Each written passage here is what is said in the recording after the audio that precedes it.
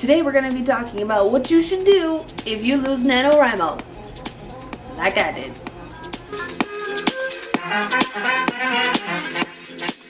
I'm going along doing my normal NaNoWriMo thing, and then suddenly the gaming franchise that I've been following for the last year decides to drop a 30-second teaser trailer, and I had to cover a video about it. So if you don't know, I'm covering Harry Potter Wizards Unite, and something actually happened for the first time in a year. And then things kept happening that week, and I just got irreparably behind for Nano. So if you want to see me when I'm not over here, snitches and witches, I'll have a link down in the doobly-doo. Here are the top 5 things that you should do when you lose NaNoWriMo. Step 1, take a beat. You tried and you failed, and there's no harm in the fact that you tried and you failed. You should be proud of the work that you did. So sit down, take a night, binge the Netflix series that you didn't get to watch when you were writing. Drink a glass of wine or a 5, no, just 1 because we're drinking responsibly here, and just simply take a breath. Step number 2, find your procrastination trigger. Author Kristen Martin, link in the doobly-doo, talks a lot about finding your procrastination trigger, and it can be incredibly helpful for just life in general if you can figure out the reason why you don't get the work done that you need to get done.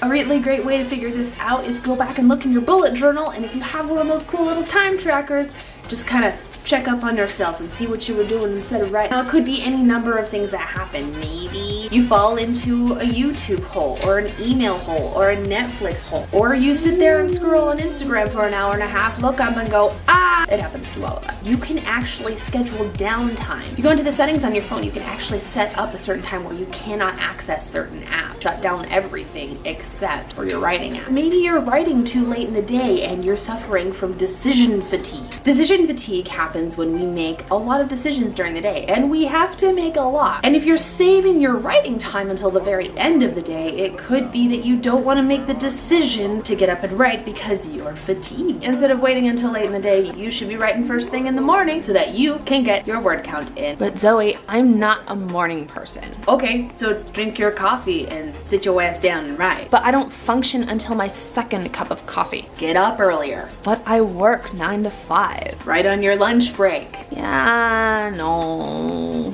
We all make excuses on why we don't want to follow our dreams, and a lot of it is because we're scared that if we go after those dreams, we're going to fail. And there's going to come a time where you're going to be staring down the barrel of, how bad do I want this? Get up a little earlier, want it? Maybe you're not prioritizing enough self-care during the month and just don't have the energy to devote to writing like this. I know that for a lot of people, writing time is self-care time, but during a time like NaNoWriMo, when it can start to stray out of that self-care routine and into Stressville. When you're starting to verge on the edge of this is no longer self-care, you have to figure out a different thing to do. Maybe you should journal, maybe you should take a bath. I really hate taking baths, I think it's really boring and I think it's awful. Maybe read a book, maybe go get a mani-pedi, maybe do an at-home mani-pedi instead. Have a facial day, do some retail therapy, or maybe you just need to go on a walk alone. Another really great procrastination trigger is housework. If you're like me and you say, I'm allergic to housework, but then all of a sudden November rolls around and I have to write 1,600 words, I get this urge to clean because procrastination runs strong.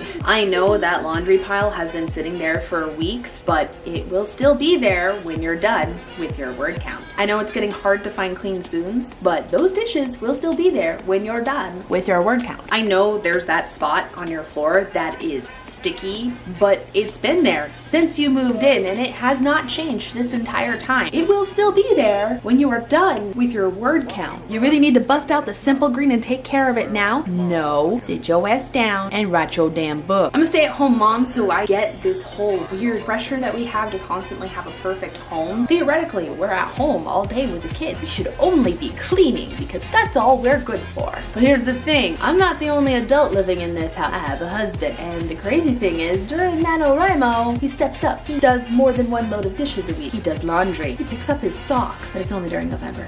Using housework as an excuse not to write is weak sauce.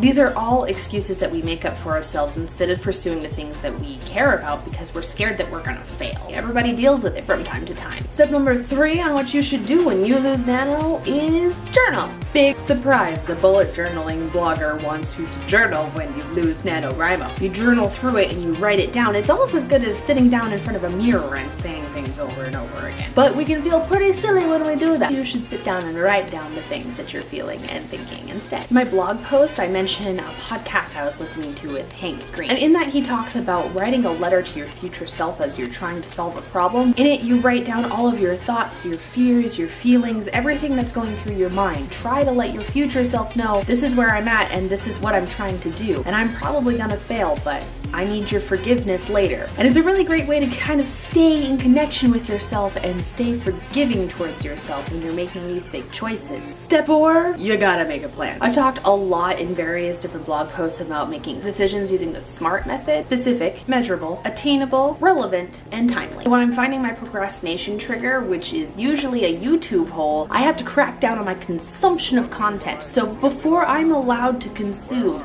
any content at all, I have to create first. I don't go on YouTube, Netflix, or Instagram in the morning anymore because it pulls me into a hole where I'm just cycling around, spinning my wheels and not doing anything. So first thing I do when I get up in the morning, either I write a YouTube script, or I start planning blog content first thing in the morning before my boys are up. And it's been working. We've already talked about decision fatigue. I personally have found that even though I'm a night owl, if I start my day zoning out on YouTube or Instagram, then that's all I'm going to do all day, and I'm gonna feel really unproductive. And this is not a realization that I've come to like forever ago. This is literally a realization that I had last week. I feel like I finally hacked my own brain. It's like magic. Step 5 of what you should do when you lose NaNoWriMo is forgive yourself. Now you need to come to the terms with the fact that you didn't meet your own expectations for NaNoWriMo. And yes, it is a challenge set up by a bunch of different people, but it's still a decision that you made. Nobody made you do NaNoWriMo, so it's just that little bit easier to beat yourself up about it. Regret just takes up too much mental RAM. You try, and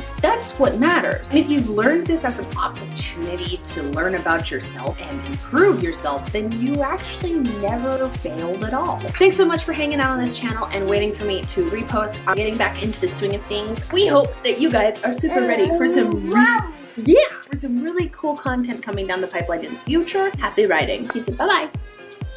See you guys next time.